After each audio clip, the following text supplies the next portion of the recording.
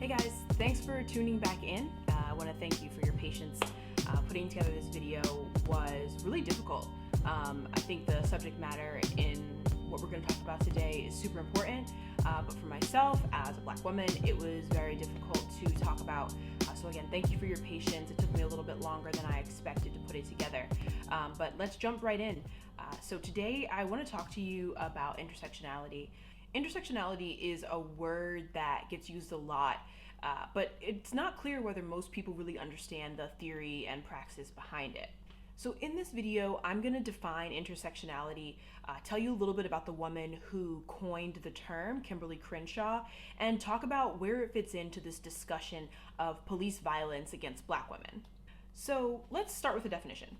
Intersectionality is a term coined by Kimberle Crenshaw. She is a philosopher and legal scholar, a Harvard-educated legal scholar. She coined this term in 1989 in a paper that she wrote for the University of Chicago Legal Forum. Intersectionality refers to the intersection of race and sex as it's experienced by Black women and women of color. And so in this paper, she goes on to describe structural intersectionality, political intersectionality, and representational intersectionality. I could do a whole video on this subject, but I want to narrow my focus down here a little bit and just talk about things through the lens of police violence in this current moment. The basic thing that Crenshaw explores is how Black women and women of color experience racialized violence in an explicitly sexualized way and experience sexualized violence in an explicitly racist way. We talk about intersectionality when we explore the different types and the different severities of violence that are enacted against different races of women. When it comes to racist and sexual violence, the stereotypes and expectations of Black women have changed very little since the time of slavery. Black women were often victims of rape, sexual assault, and forced pregnancy as an instrumental part of the institution of chattel slavery. An enslaved woman who refused the sexual advances of her master risked being beaten, raped, or having her husband or children sold. Black women then, as now, were stereotyped as promiscuous, even predatory, in order to validate these practices. It's one of the most perverse displays of victim blaming you could imagine. Post-slavery, when Black women's reproductive labor was no longer producing a free labor force, Black motherhood began to be seen as inherently a burden on society. Police officers then, as now, feel empowered to punish and regulate and abuse Black motherhood. In modern times, we see this reflected in welfare queen rhetoric. This idea that Black women have children just to live large off the welfare rolls, which is idiotic. We can also look at the stereotypes of Black women as exotic others. Topless and completely nude images of Black women in caricatures of tribal attire were common in 20th century advertisements, and they continue to be popular today. And so the thing to understand is that when Black women experience violence and injustice at the hands of police and at the hands of this racist society at large, it's often in a sexualized way in the form of rape and sexual abuse. Now, this is obviously a horrific topic. It's hard to talk about, it was hard to research and write about, but I need you to understand where these attitudes are coming from and how they inform the police force that we have today. If I were to summarize the phenomenon of this violence against Black women, it would be to say that it seems to happen because the victims are Black, and it seems to be made invisible by the media because these Black victims are women. Is there a concerted effort by the media to make this violence invisible, or do people straight up not care about Black women?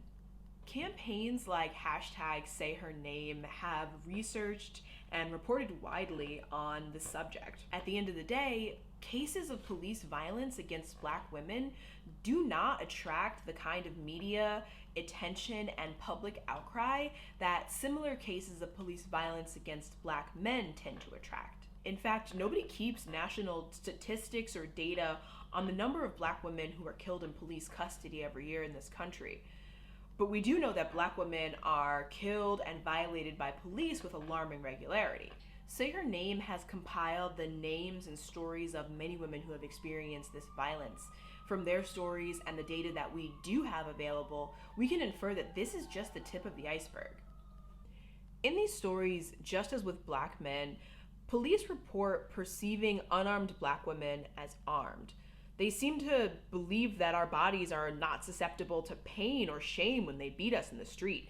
And they seem to perceive that whatever danger or vulnerability we are in should be met with force, often lethal force, rather than the duty to protect and serve.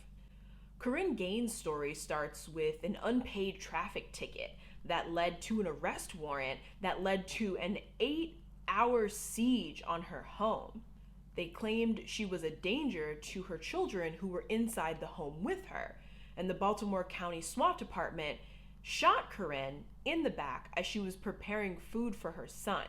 They injured him as well. So how do we prevent this? The violence that the police enact on Black women is astounding and it's insane, but it's also instructive as to why we need to defund the police.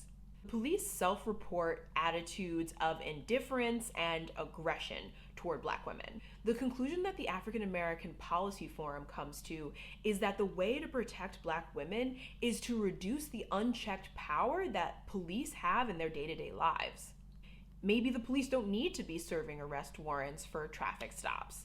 Maybe they shouldn't be authorized to do that. We need to acknowledge that the police hold these misogynistic and racist beliefs. These are beliefs held by the wider society as well. We have to acknowledge that maybe the police shouldn't be able to operate in isolated situations with young women and girls of color, oftentimes poor and homeless young girls and women of color. It's clear that the police can't be trusted to do this. What we actually need is services. We need mental health services. We need child welfare services. We need the folks who come running when a problem arises not to have the power of life and death, especially when we live in a society where Black women are at this very vulnerable intersection. I hope that you'll take some time to watch the African American Policy Forum panel. I shared the link to it in the description. You'll hear from the families of Corinne Gaines and other Black women who've been killed by the police. It's a great place to start if you'd like to learn more about #SayHerName or about intersectionality. Be on the lookout for new videos in this series and like and subscribe to get notifications when new videos are posted. Thanks again for watching.